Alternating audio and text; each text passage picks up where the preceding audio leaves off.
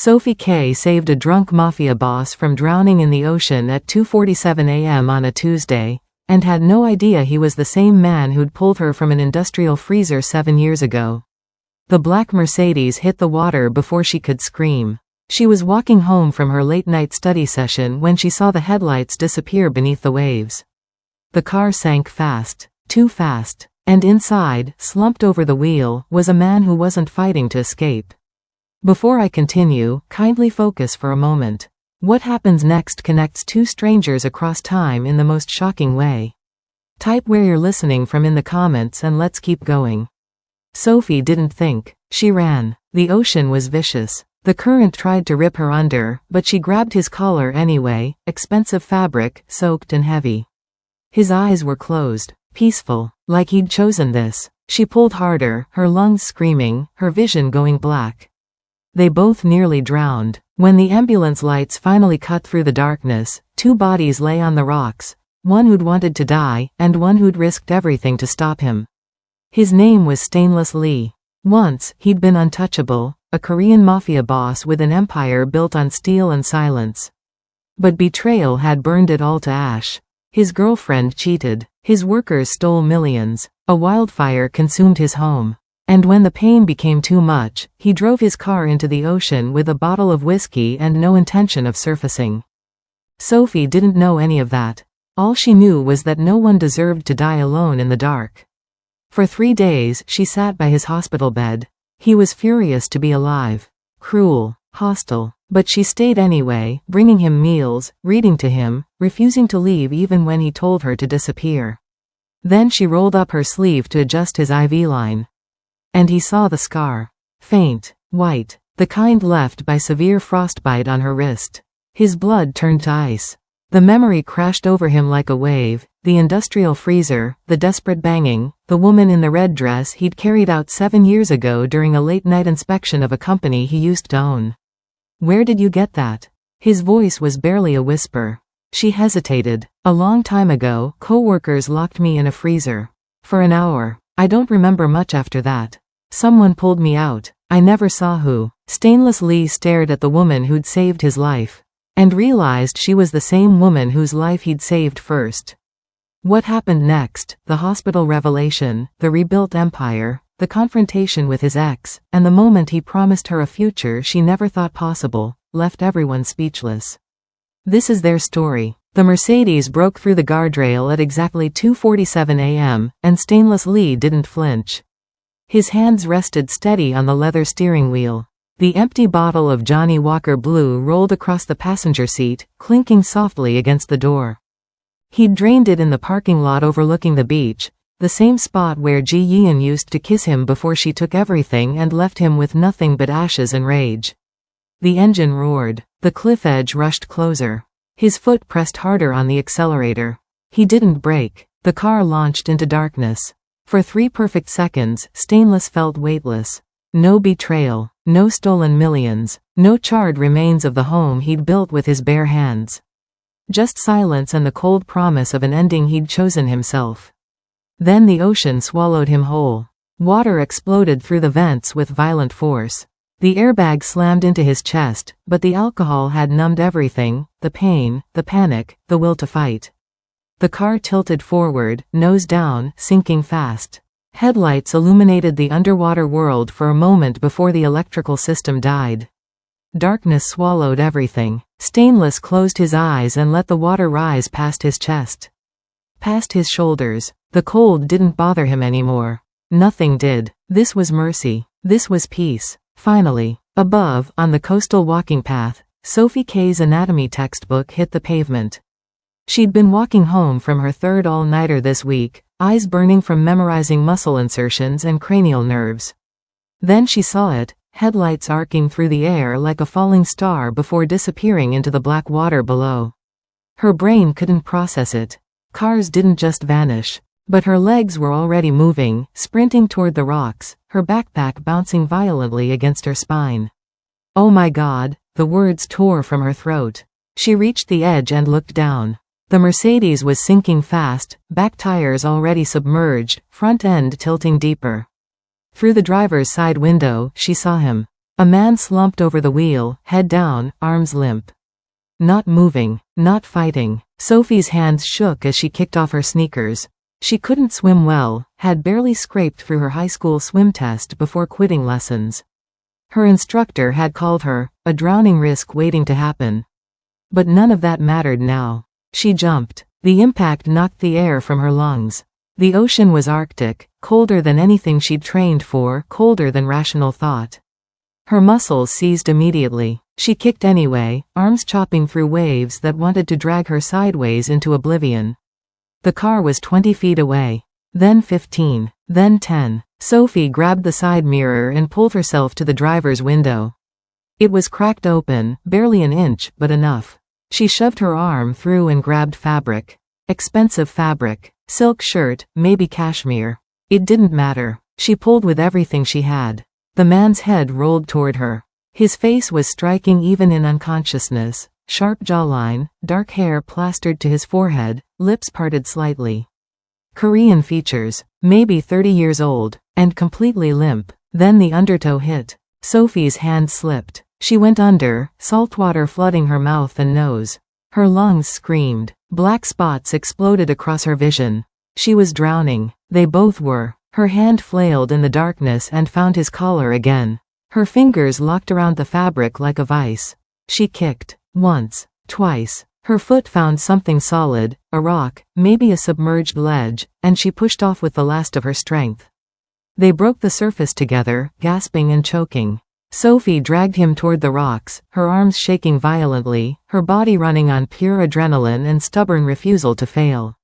His weight was impossible. 200 pounds of dead muscle and soaked designer clothes and the overwhelming stench of whiskey. Help. Her voice cracked across the empty beach. Somebody help us. The coastal road stretched dark and abandoned. No cars. No witnesses. Just the sound of waves trying to pull them back under. Then, sirens. Distant but growing closer, cutting through the night like salvation. Sophie collapsed on the rocks, still gripping his collar, her entire body convulsing from hypothermia and shock. She couldn't feel her fingers anymore. Couldn't feel anything except the desperate need to make sure he was still breathing. Paramedics swarmed them. Flashlights. Urgent voices. Hands trying to pry her away. "Ma'am, you need to let go. We've got him now." Her fingers wouldn't unlock. A paramedic gently worked them open, one by one. "You saved his life," someone said. Sophie watched through blurred vision as they loaded him onto a stretcher. Oxygen mask. Chest compressions. His lips were blue. He wasn't breathing on his own. "Is he alive?" Her voice sounded far away, like it belonged to someone else. The paramedic's face was grim. "We're doing everything we can." They lifted her onto a second stretcher. She tried to fight it, tried to follow him, but her body had nothing left. Through the ambulance window, she watched the other vehicle pull away, lights flashing red and blue against the black water that had nearly claimed them both. Two bodies pulled from the ocean. One who'd wanted to die, and one who'd refused to let him. Before we continue to the next chapter, if you're enjoying this story of fate and second chances, hit that like button and subscribe so you don't miss what happens when Stainless wakes up and discovers who saved him. Drop a comment telling me where you're watching from. Now let's see what happens at the hospital. Stainless Lee woke to the sound of machines beeping and fluorescent lights burning into his skull like accusation. His throat was raw. His chest ached from where they'd pumped the ocean out of his lungs. But worse than the physical pain was the realization crashing over him: he was alive. Still breathing. Still trapped in a world that had taken everything and left him with nothing but the hollowed-out shell of who he used to be. He tried to sit up. His arms wouldn't cooperate. An IV line pulled at his wrist. "You're awake." The voice came from his left. Stainless turned his head slowly, every muscle protesting. A young woman sat in the chair beside his bed, wearing borrowed hospital scrubs that were 2 sizes too big. Her dark skin still had that grayish undertone of someone who'd been hypothermic recently. Her hair was pulled back in a messy bun. She looked exhausted. "Who are you?" His voice came out like gravel. "Sophie K." She didn't smile. "I pulled you out of the water." Stainless stared at her. At this stranger who'd stolen his chosen ending. Rage built in his chest, hot and bitter and acidic. "Why?" "Because you were drowning. I wanted to drown. The words came out sharper than broken glass. Sophie flinched but didn't look away. I know. Then why did you? He couldn't finish. His hands clenched into fists against the thin hospital blanket. You had no right. Maybe not. Her voice was quiet, steady, but no one deserves to die alone in the dark. Something about the way she said it, like she knew, like she'd been there herself, made him pause. But the anger was easier than whatever else threatened to surface, so he held onto it like a lifeline. Get out. He turned his face toward the wall. I don't want you here. Silence stretched between them. He expected to hear the chair scrape, the door open and close. Instead, she stayed. He could feel her presence like a weight in the room, solid and unmovable. I'm not leaving, Sophie said finally. I don't need a babysitter. Good, because I'm not one. Stainless closed his eyes. The machines beeped. The anger simmered, and the woman who'd saved him sat in that chair like she had nowhere better to be. The next afternoon, she came back. Stainless pretended to be asleep when the door opened. Through barely cracked eyelids, he watched her settle into the same chair with a takeout container and a battered paperback novel. She didn't try to talk to him. Just sat there eating bibimbap and reading like his hospital room was a library. What are you doing here? He finally asked, irritation lacing every word. Keeping you company. She turned a page without looking up. I don't want company. I know. She took another bite of rice. You've made that very clear. Then why? Because 3 days ago, we both almost died in that ocean. She finally met his eyes. And I'm not ready to pretend that didn't happen. He wanted to argue, to tell her she was wasting her time. But something in her expression, that quiet determination that looked too much like his own stubbornness, made the words die in his throat. On the 3rd day, she brought him jjajangmyeon from the place across the street. He hadn't eaten the hospital food. Hadn't eaten much of anything since waking up. His body was a prison he hadn't asked to return to. You need to eat, Sophie said, setting the container on his rolling tray. I'm not hungry. Your body doesn't care. She opened the lid. The smell of black bean noodles filled the room. Eat, or I'll call the nurse to put in a feeding tube. Stainless glared at her. She stared back, unflinching. He ate. While he chewed in bitter silence, Sophie pulled out a book. Not her novel this time, but a thick medical textbook. She started reading aloud about the structure of the human eye, about rods and cones and how light bends through the cornea. Her voice was calm, clinical, strangely soothing. Why are you doing this? He asked when she paused to turn a page. Sophie looked up. For a long moment, she didn't answer. Then, because I know what it's like to want to give up. And I know what it's like when someone refuses to let you. Something shifted in his chest. Not forgiveness, not gratitude, but something close to recognition. You don't know anything about me, he said quietly. No, Sophie agreed, but I'd like to. Stainless turned back toward the wall. But this time, he didn't tell her to leave. And when she came back the next day with more food and another chapter to read, he didn't pretend to be asleep. Sophie arrived on the 5th day with 2 cups of coffee and a determined expression that Stainless had learned meant she wasn't leaving until she was good and ready. He'd been staring at the ceiling for 3 hours, counting the tiles, trying to remember why his empire had mattered in the first place. The answer never came, just the hollow ache where purpose used to live. Black, no sugar, Sophie said, setting 1 cup on his tray. You look like the type. The type? Who takes their coffee like punishment? She settled into her chair with her own cup, probably loaded with cream and sugar based on the color. Am I wrong? Stainless took the coffee. It was scalding and bitter and exactly what he needed. No. They sat in silence for a while. She didn't pull out her textbook today. Just watched him with those dark, assessing eyes that saw too much. What happened? She asked finally. Not gently, just direct, like a scalpel finding the infected tissue. I don't want to talk about it. I know. Sophie took a sip of her coffee. But I jumped into the ocean for you. Almost drowned. Spent 2 days recovering from hypothermia. I think I've earned at least part of the story. Stainless's jaw tightened. She was right, and he hated that she was right.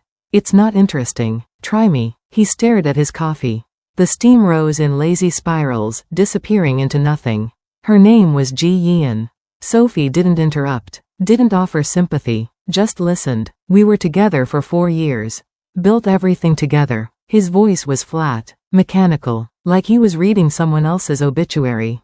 I ran the operations. She handled finances. We had 53 employees. 17 million in assets. Property in 3 countries. What kind of business? Import-export. Security logistics. He paused. Some of it legal. Sophie's expression didn't change. And she was sleeping with my head of operations while embezzling funds through shell companies I didn't even know existed. The words came faster now, bitter and sharp. By the time I found out, they'd drained 8 million. My workers, people I'd trusted for years, helped her do it. Took their cuts and disappeared. His hands clenched around the coffee cup. I lost the company, lost the contracts. My reputation was destroyed. No one wanted to work with a boss who couldn't even see betrayal happening in his own bed. Sophie's voice was quiet. That wasn't the worst part, was it? Stainless looked at her sharply. She was too perceptive, too good at reading the things he didn't say. The house, he said finally. I had a house in the hills. 40 minutes outside Seoul. It was the first thing I bought when I made real money. Proof that I'd made it out of the gutter. His throat tightened. 3 months after everything fell apart, there was a wildfire. The whole hillside went up. I stood there and watched it burn. Watched the only thing I had left turn to ash. The machines beeped steadily. Sophie's coffee had gone cold in her hands. I built an empire on my back, Stainless said, his voice barely above a whisper. Clawed my way up from nothing. And they burned it to ash while I watched. Every brick I laid, every sacrifice I made, gone. He expected pity. Expected the useless platitudes people offered when they didn't know what else to say. I'm sorry. It'll get better. Time heals all wounds. All the lies people told to fill the silence. Instead, Sophie set down her coffee and leaned forward. Then you rebuild. Stainless blinked. What? You rebuild, she repeated. Her voice was firm, matter of fact, from the ground up. But this time, you choose who you let in. You choose who gets to be part of what you build. And you make damn sure they're worth it. Something shifted in his chest. Not hope, he wasn't ready for that yet. But something close to it. Something that felt like oxygen in a room that had been slowly suffocating him. You make it sound simple. It's not. Sophie held his gaze. It'll be the hardest thing you've ever done. But you've already survived the worst part. You drove a car into the ocean and lived. Everything after this? She shrugged. That's just stubbornness. Despite everything, despite the pain and the loss and the overwhelming weight of starting over, Stainless felt the corner of his mouth twitch. Almost a smile. Not quite, but close. Stubbornness, he repeated. You've got plenty of that. Sophie picked up her coffee again. I can tell. How? Because I've been sitting in this hospital room for 5 days, and you haven't managed to scare me away yet. She raised her cup in a mock toast. That takes a special kind of stubborn. Stainless stared at this woman. This stranger who'd saved his life and refused to let him drown in more ways than one, and felt something he hadn't felt in months. Purpose. Or at least the ghost of it. The possibility that maybe, just maybe, rebuilding wasn't impossible. I don't know where to start, he admitted quietly. Sophie smiled. Lucky for you, I'm pretty good at figuring things out. It's what I do. You're an optometrist student. Exactly. I help people see clearly. Her smile widened. And right now, you need some serious vision correction. Sophie reached across the bed to adjust Stainless's IV line. The tube had kinked again, and the machine was beeping its annoying protest. She'd done this 3 times already today. The nurses loved her because she saved them trips. She shrugged off her cardigan, tossing it onto the chair. The hospital was always too warm. That's when Stainless saw it. A scar on her left wrist. Faint, almost silvery in the fluorescent light. The edges were irregular, branching slightly like frost patterns on glass. He'd seen scars like that before. Knew exactly what caused them. Where did you get that? His voice came out sharper than he intended. Sophie glanced down at her wrist, then quickly tugged her sleeve down. It's nothing. That's frostbite scarring. Stainless sat up straighter, ignoring the protest from his still healing ribs. Severe frostbite. Where did you get it? She hesitated, her fingers fidgeting with the fabric of her sleeve. For the first time since they'd met, she looked uncomfortable. Vulnerable. It was a long time ago, she said quietly. How long? 7 years. Maybe 8. Sophie sat back down in her chair, her hands clasped tightly in her lap. I was working at a tech company. Data entry. Nothing glamorous. Just trying to pay for school. Stainless's chest tightened. 7 years ago. He'd owned a tech company 7 years ago. Before the empire. Before Jiyan. When he was still building something that mattered. What happened? He kept his voice level, but his heart was pounding. Sophie's eyes fixed on the floor. There were these 3 women. They didn't like me. I was new, black, American, took a position one of their friends wanted. They made my life hell for months. Small things at first. Hiding my work. Spreading rumors. Then one night, I was working late on a report. She paused, swallowing hard. They locked me in the industrial freezer in the breakroom wing. The memory hit Stainless like a freight train. The banging. The desperate, terrified banging that had pulled him away from quarterly reports at 11 p.m. The screams he'd heard through frosted glass. The woman collapsed against frozen shelves, her dark skin pale with cold, her lips blue, wearing a red dress and heels like she'd been out to dinner before coming back to finish work. How long were you in there? His voice sounded far away, like it belonged to someone else. An hour. Maybe longer. Sophie's hand unconsciously rubbed her wrist. I don't really remember much after the first 30 minutes. Just the cold. The way my fingers stopped working. The certainty that I was going to die in there. She looked up at him, her eyes distant with memory. Then the door opened. Someone pulled me out, wrapped me in a jacket, carried me, but I never saw who. I passed out, woke up in an ambulance. By the time I was released from the hospital 2 days later, I'd been let go from the company. Severance package. NDA. No explanation. Stainless's hands were shaking. He gripped the bedsheet to hide it. You were wearing a red dress, he said quietly. Sophie's head snapped up. What? A red dress. And black heels. Your hair was down. You had a silver necklace, thin chain, small pendant. His voice was barely above a whisper now. You tried to apologize when I picked you up. Kept saying, I'm sorry, even though you could barely speak.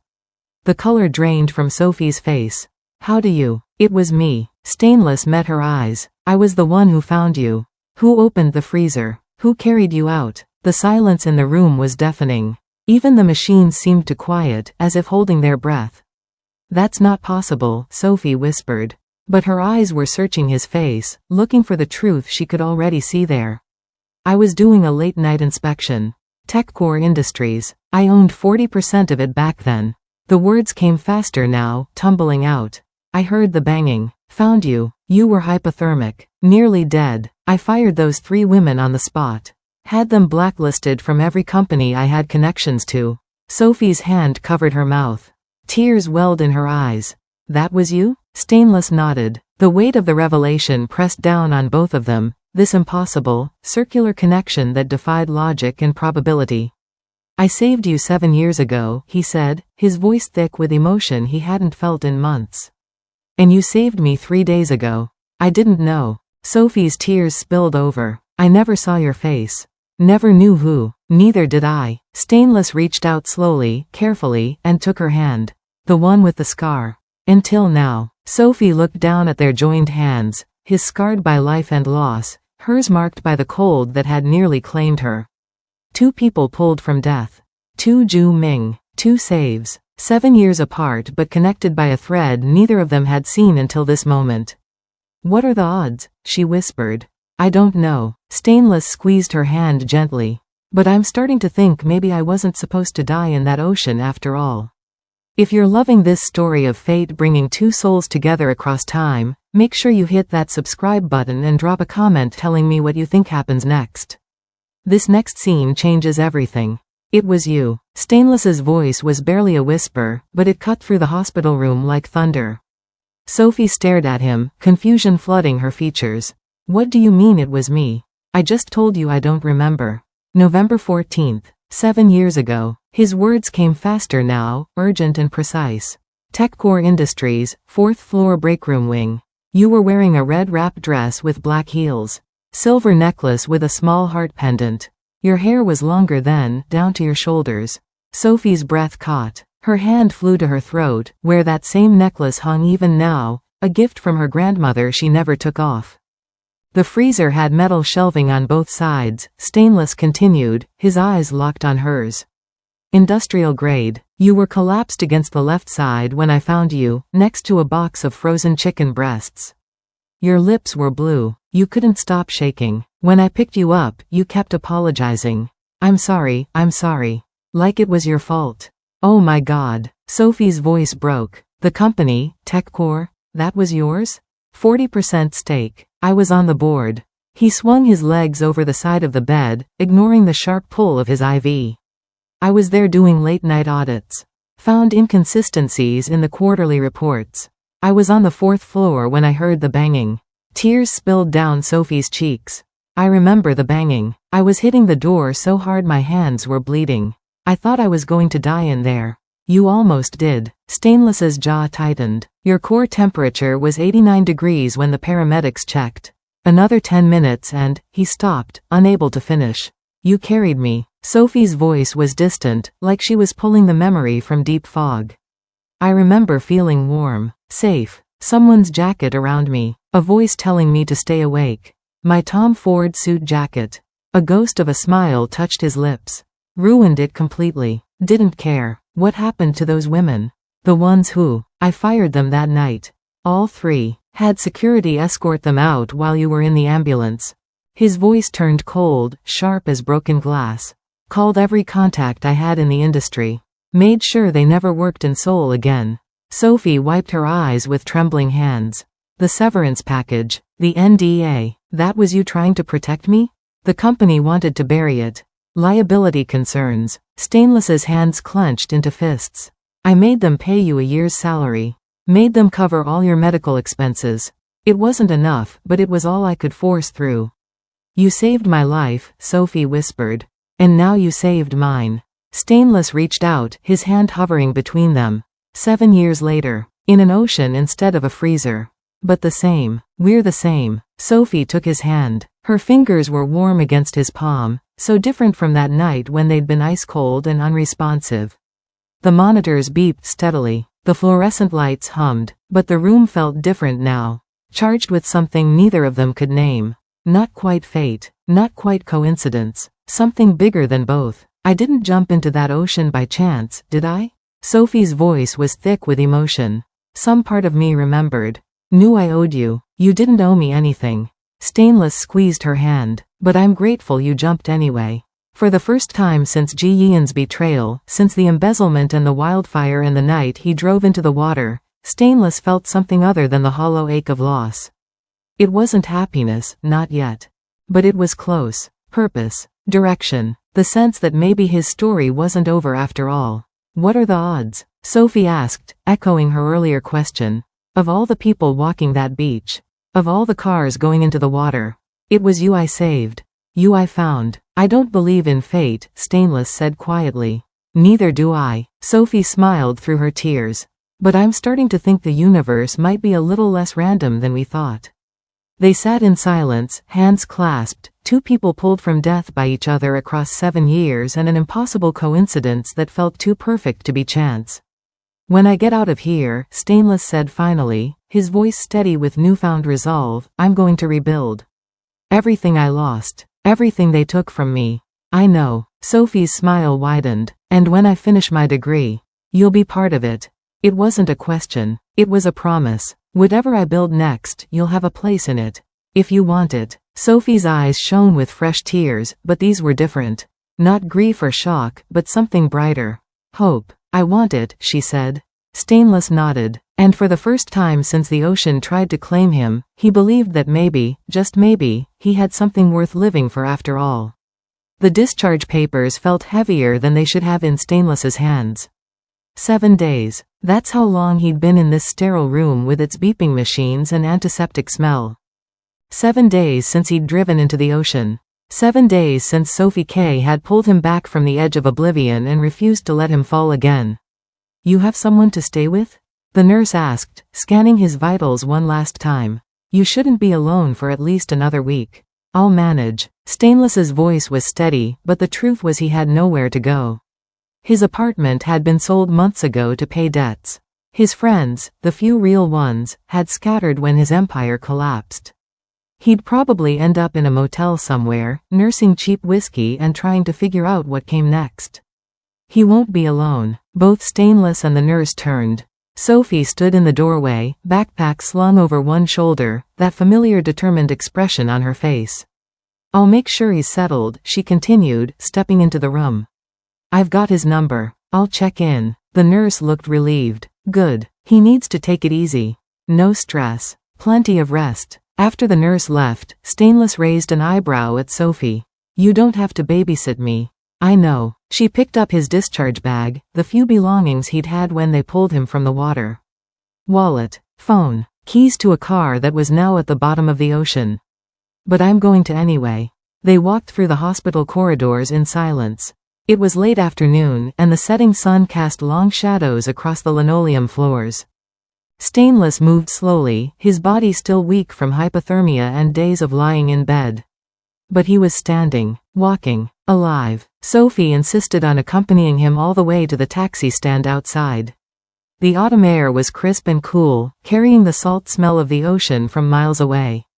Stainless breathed it in deeply, the same ocean that had tried to claim him, now just another backdrop to a world he was reluctantly rejoining. A taxi pulled up to the curb. Yellow paint faded, meter running. The driver barely glanced at them. Sophie opened the door, but Stainless didn't get in. Instead, he turned to face her fully for the first time since they'd left the hospital room. In the natural light, he could see details he'd missed before, the determined set of her jaw, the intelligence in her dark eyes, the quiet strength that had kept her coming back day after day when he'd given her every reason to walk away. Sophie. He took her hand, the one with the frostbite scar. When you finish your studies, come find me. She tilted her head slightly. Where will you be? I don't know yet. A smile tugged at his lips, small, genuine, the first real smile he'd felt in months. But I'm going to rebuild what I lost. Everything they took from me. And I want you to be part of it. Sophie's eyes widened slightly. Then her face broke into the first real smile he'd seen from her. Not the polite curve of lips she'd offered when trying to comfort him, but something authentic and bright and full of possibility. I'll hold you to that, she said. I'm counting on it. Stainless squeezed her hand once before releasing it. I'll send you my contact information once I'm settled. It might take me some time to get things moving, but I've got 2 more years of school anyway. Sophie crossed her arms, that familiar stubborn determination settling over her features. That gives you plenty of time to build something worth joining. No pressure then. Oh, there's definitely pressure. She grinned. I didn't almost drown saving you just so you could half-ass your comeback. Despite everything, despite the loss and the pain and the overwhelming task ahead of him, Stainless laughed. Actually laughed. The sound felt foreign in his throat, rusty from disuse, but real. I'll make it worth your while, he promised. You better. Sophie stepped back from the taxi. Now go. Get some rest. Rebuild your empire. And don't you dare drive into any more oceans. Deal. Stainless slid into the back seat, but before the driver could pull away, he looked back at Sophie one more time. She stood on the curb, backpack on her shoulder, waving with that same hand that bore the scar he'd given her 7 years ago when he'd pulled her from death the first time. The taxi merged into traffic. Through the rear window, Stainless watched her figure grow smaller until she disappeared entirely. But for the first time in months, maybe years, he wasn't looking back with regret. He was looking forward, toward something he couldn't quite name yet but could feel building in his chest like a storm gathering strength. Purpose, direction, a reason to rebuild, and a promise to keep. 6 months crawled by like years, but Stainless Lee used every single day. He started in a studio apartment in Gangnam, nothing like the penthouse he'd lost, but clean and functional. The first week, he survived on instant ramen and black coffee while tracking down the threads of his stolen empire. Bank records, shell companies, digital footprints his former workers thought they'd erased. They'd been sloppy. Greedy people always were. It took him 3 months to recover 2 million of the 8 they'd stolen. The lawyer fees ate half of it, but he didn't care. It was the principle, the message. You don't take from Stainless Lee and walk away clean. His former head of operations, the one who'd slept with Ji Yeon while robbing him blind, tried to run when Stainless showed up at his new office in Busan. Stainless didn't chase him, just sent the evidence to the prosecutors and watched the dominoes fall. Embezzlement, fraud, conspiracy. The man would spend the next 5 years in prison thinking about his choices. Ji Yian was harder to touch. She'd been careful, kept her hands technically clean by using others as proxies. But Stainless was patient. He documented everything, built his case brick by brick. When the time came, he'd bury her. But not yet. First, he had to rebuild something worth protecting. The tech security company started small. 3 employees in a cramped office, handling cybersecurity consulting for mid-sized firms. Nothing glamorous, but it was clean, legal, built on his reputation for ruthless efficiency rather than the gray market connections that had made his first empire profitable but vulnerable. By month 4, they had 12 clients. By month 5, they'd prevented 2 major data breaches and their reputation was spreading. Money started flowing in, not millions, not yet, but enough to hire more people. Enough to move to a better office. Enough to prove he wasn't finished. But through it all, he couldn't stop thinking about Sophie.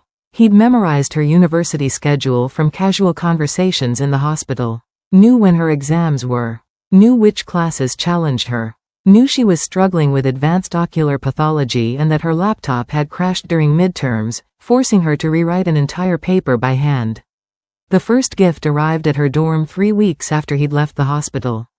A complete set of optometry textbooks, current editions, not the outdated ones the university bookstore carried.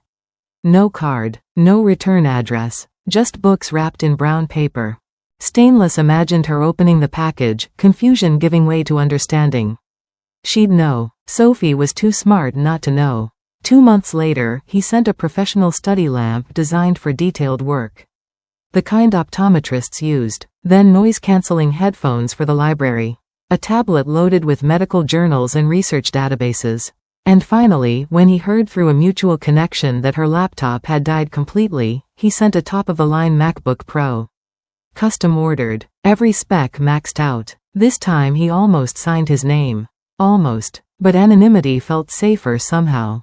Like he was giving without expecting anything in return. Like he was proving to himself that he could still care about someone without needing to possess them the way he'd tried to possess everything in his first empire. His phone buzzed one evening while he was reviewing contracts. An unknown number. He almost didn't answer. "I know it's you." Sophie's voice was warm, slightly amused. The laptop was overkill, by the way. Stainless leaned back in his desk chair, a smile tugging at his lips. "I don't know what you're talking about." "Right. And I suppose the optometry textbooks just appeared by magic? The lamp? The tablet? Maybe you have a secret admirer." "I do." Her tone shifted, becoming more serious. "And I want to thank him properly. So stop hiding behind anonymous packages and talk to me. How did you get my number?" "I'm resourceful." He could hear the grin in her voice. "Also, you sent a laptop configured with your company's security software." "Not exactly subtle." Stainless laughed, the sound coming easier now than it had 6 months ago. "How are your classes?" "Brutal, but manageable, thanks to a certain someone's extremely generous gifts." She paused. "How's the rebuild going?" "Slow, steady, legal this time." "Good." Sophie's voice softened. "I'm proud of you." Those 4 words hit him harder than he expected. When was the last time someone had been proud of him? Not impressed by his money or his power, but actually proud of the work he was doing? "1 more year," Sophie continued. "Then I'm coming to collect on that promise you made outside the hospital." "I'll be ready," Stainless said. And for the first time since starting over, he believed it completely. After they hung up, he sat in his office staring at the Seoul skyline through his window. The city glittered with possibility. Somewhere out there, Sophie was studying under the lamp he'd sent her, preparing for a future that would include both of them. Stainless opened his laptop and got back to work. He had an empire to rebuild. And this time, he was building it for the right reasons. Ji Yian walked into Stainless's office like she still owned it.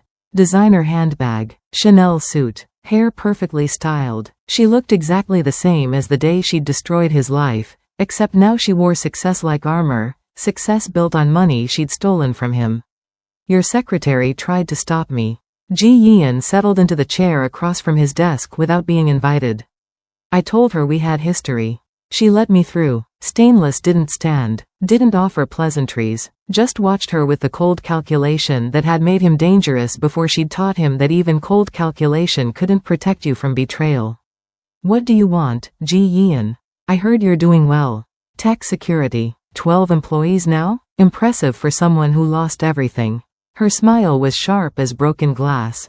But we both know your new clients wouldn't be so eager to hire you if they knew about your past. The gray market deals, the questionable imports, the connections to organized crime. That was 7 years ago. And you were part of it. Exactly. She leaned forward. Which means I have documentation. Emails, contracts, records of every questionable transaction we ever made. One phone call to your biggest client, and your little rebuild crumbles. Stainless's jaw tightened. What do you want? 30% equity in your new company. And a position on the board. Ji Yian examined her manicured nails. Consider it a partnership. Like old times. You mean like when you embezzled 8 million and destroyed everything I built? I prefer to think of it as taking what I was owed. Her smile never wavered. You always undervalued my contributions. I corrected that. Get out of my office. Or what? Ji Yian's voice turned venomous. You'll call the police? Please do. I'd love to explain our entire history to them.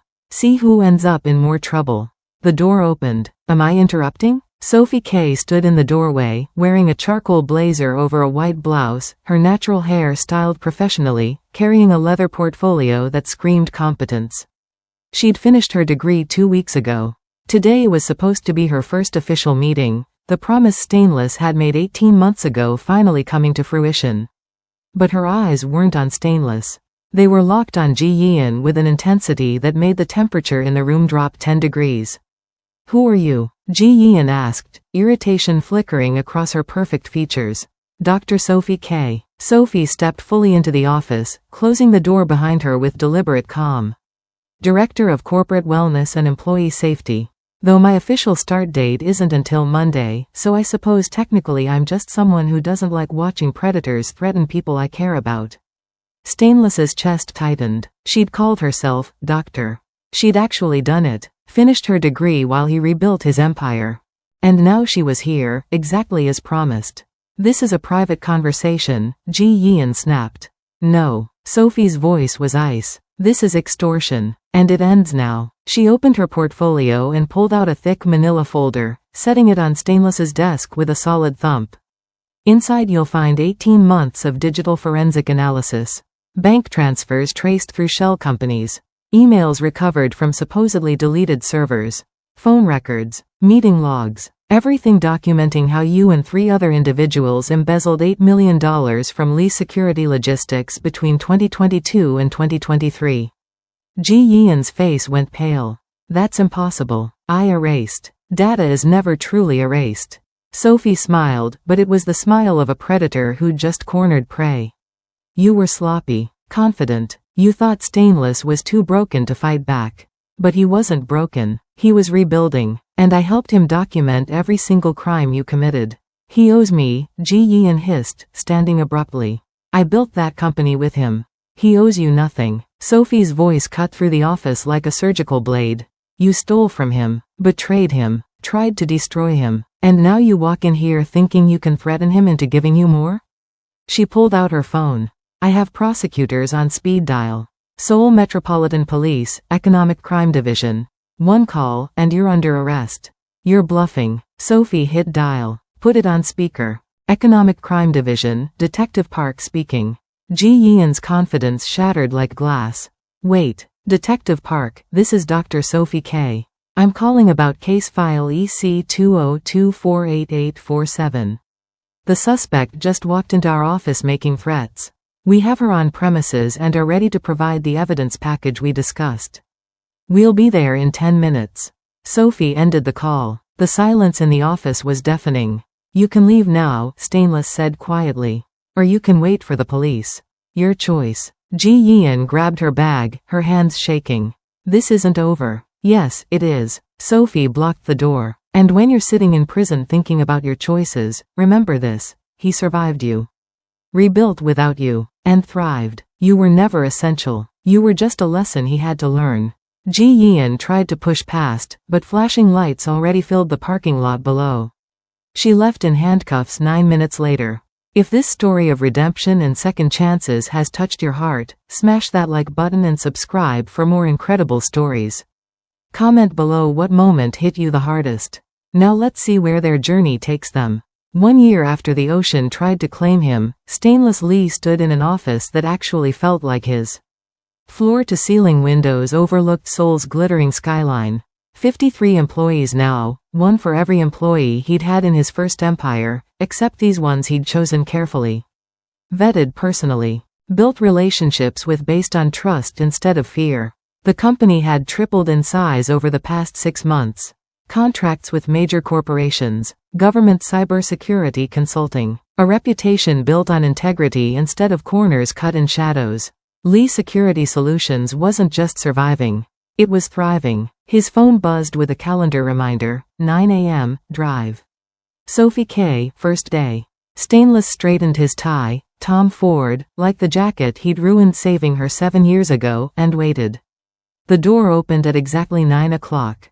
Sophie walked in wearing a navy blue dress that was professional but unmistakably her. Her natural hair was styled in elegant twists. She carried the same leather portfolio she'd brought when she'd demolished Ji Yeon, but now it bore the company logo. Director of Corporate Wellness and Employee Safety, a position Stainless had created specifically for her, combining healthcare oversight with the employee protection protocols he'd failed to implement in his first company.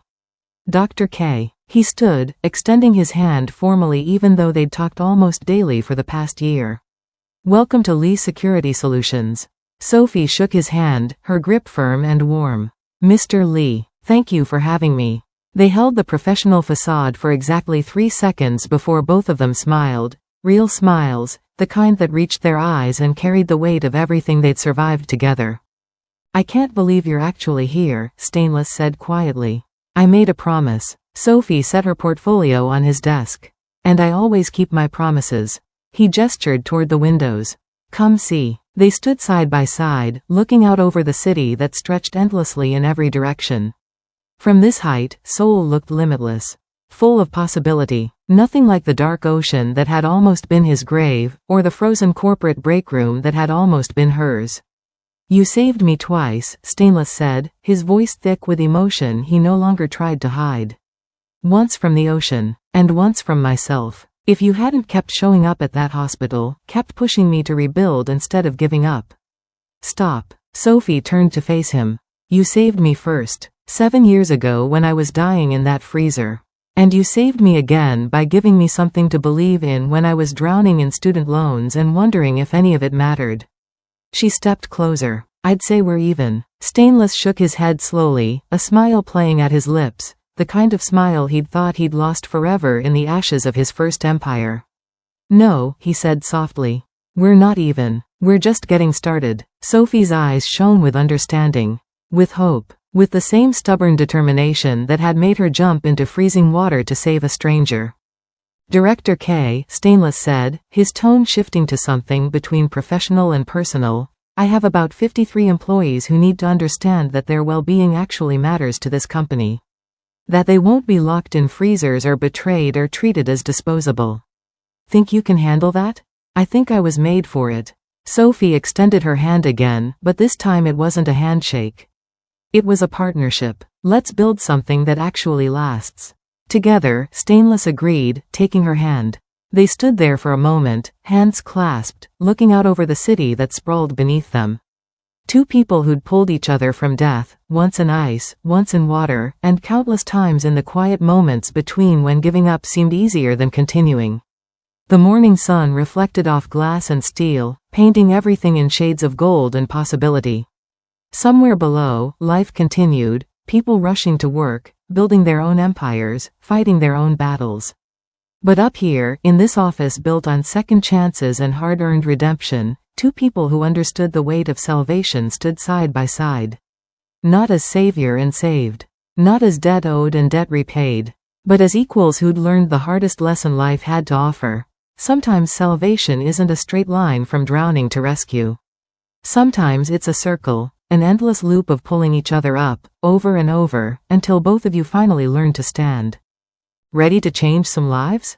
Sophie asked. Stainless squeezed her hand once before releasing it. With you? Always. They turned from the window together, walking toward the door and the 53 employees waiting to learn what it meant to work for a company built on the principle that everyone, deserved to be saved when they were drowning. And as they stepped into the hallway, neither of them looked back at the darkness they'd escaped. They only looked forward, together, because sometimes the best empires aren't built on power or wealth or control. They're built on the simple truth that we're all drowning in our own way. And the people worth keeping are the ones who dive in after you, even when the water is freezing, even when the odds are impossible, even when saving you means risking everything they have. Those are the people you build empires with. Those are the people who make salvation worth surviving for.